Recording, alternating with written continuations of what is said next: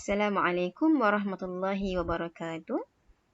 Ini merupakan siri panduan umum sharing berkenaan dengan quality control in clinical laboratory. Quality control in clinical laboratory merupakan satu elemen yang sangat penting untuk menghasilkan satu keputusan ujian yang tepat dan jitu untuk menjaga safety pesakit. So dalam sharing ini, saya cuba menerapkan kepentingan kita menjaga quality control in laboratory. Bagaimanakah kita ingin menjaga, bagaimana kita ingin memastikan quality control terjaga, apakah ada rule yang kita kena patuhi, so bagaimana ingin kita patuhi that rule if there are, dan saya ingin juga menerapkan bahawa quality control merupakan elemen yang sangat penting dititik beratkan semasa membuat penilaian akreditasi ISO untuk sesebuah lab. Sebelum bercakap mengenai quality control, ada satu term yang kita kena faham iaitu quality assurance. So apakah quality assurance? Quality assurance ialah kualiti yang kita kena jaga untuk memastikan keputusan ujian adalah tepat. So, quality assurance merupakan satu perkara asas ataupun pokok kepada quality control. Quality control hanyalah satu elemen sahaja di bawah quality assurance. Untuk penerangan detail mengenai quality assurance, saya bagi satu analogi.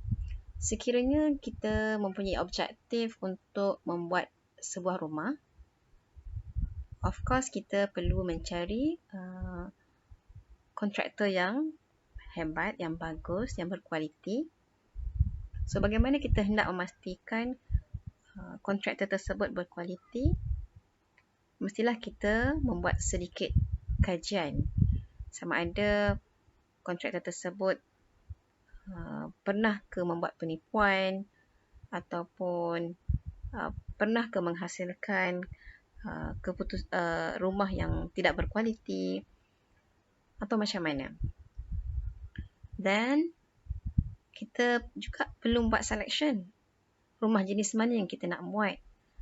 Kenapa kita nak buat rumah tersebut? Selection tu di mana kita hendak dirikan rumah tersebut. Kita hendak menghadap ke mana rumah tersebut dan sebagainya. So, kriteria-kriteria yang kita perlu ada untuk membuat sebuah rumah, berapa luas, berapa banyak bilik dan sebagainya.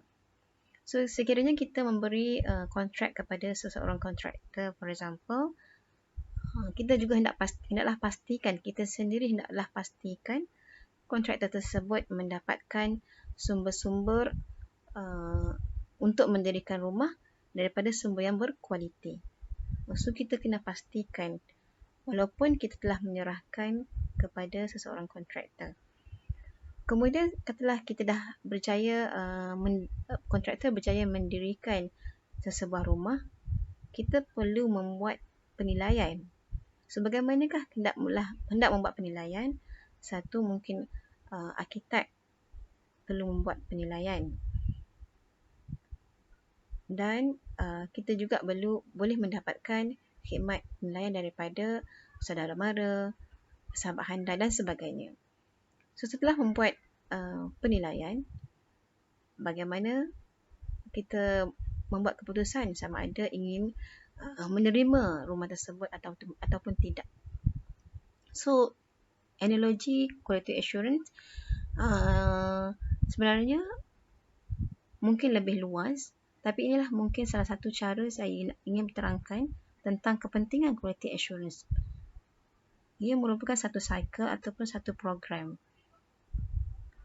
Apa yang penting ialah kita mencapai objektif asal iaitu ingin membina sebuah rumah yang berkualiti ataupun ingin menghasilkan keputusan ujian yang tepat dan jitu untuk seseorang pesakit. Analogi membuat sesebuah rumah mungkin kurang tepat jika kita bandingkan dengan quality assurance program di makmal. Kerana sekiranya kita membuat rumah yang sedikit kurang kualitinya, kita masih boleh tinggal di rumah tersebut. Mungkin boleh dibaik pulih. Walau bagaimanapun, tidak berlaku di makmal. Kerana kita wajib memastikan setiap masa kita menghasilkan keputusan ujian yang tepat dan jitu dalam masa yang sesuai, dalam masa yang ditetapkan. So, di makmal, kita perlu memastikan quality control berjalan dengan baik, dan sebelum quality control di makmal dijaga, apa yang kita kena pastikan ialah pre-examination, di mana semasa doktor membuat penilaian, ingin mengambil darah contohnya daripada seseorang pesakit, apakah darah yang diperlukan, kenapa darah tersebut diambil, di mana site doktor mengambil darah tersebut, adakah doktor mengambil ataupun phlebotomist mengambil dengan cara yang betul. Okey, setelah diambil darah tersebut, bagaimana darah tersebut diproses, bagaimana PPK menghantar darah tersebut ke makmal. Di kaunter makmal, adakah staf di kaunter terus memproses darah tersebut atau membiarkan sahaja, dan bagaimana staf di makmal memproses darah tersebut sebelum dimasukkan ke analyzer. Quality control, kita satu elemen yang penting dijaga semasa sebelum kita memasukkan sampel darah ke dalam sebuah analyzer. Analyzer bermaksud mesin yang mengeluarkan keputusan ujian. So, kita hendaklah memastikan quality control of that analyzer terjaga. Okey, setelah satu keputusan ujian dikeluarkan, bagaimana kita menghantar keputusan ujian tersebut kepada pesakit? Adakah dengan menyalin balik keputusan ujian ke dalam sistem, ataupun daripada analyzer terus kepada sistem? Bagaimana doktor di ward ataupun di klinik menerima keputusan ujian tersebut?